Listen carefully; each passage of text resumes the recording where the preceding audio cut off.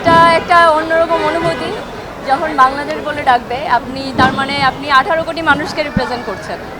তো এটা অনেক ইমোশনাল একটা জায়গা এবং আমি অনেকবার ইমোশনাল হয়ে গিয়েছি, কারণ আমি মডেল হিসাবে একজন মানুষ ছিলাম, আর মিস ইউনিভার্স হিসাবে আমি আরেকজন মানুষ। এটা একটা খুবই গৌরবের বিষয় এবং আমি খুবই খুবই গর্ব ফিল করি যে আমরা বাংলাদেশকে আমি এত সম্মানের সঙ্গে রিপ্রেজেন্ট করতে পেরেছি। আমাদের ন্যাশনাল কস্টিউম আমার কাছে মনে হয় শাড়ি, এবং আমি শাড়ি চুজ করেছি। এবং আমাদের মনে হয় আমাদের হেরিটেজ আমাদের জামদানি, আর আমাদের ন্যাশনাল ফ্লাওয়ার হচ্ছে হোয়াইট লোটাস।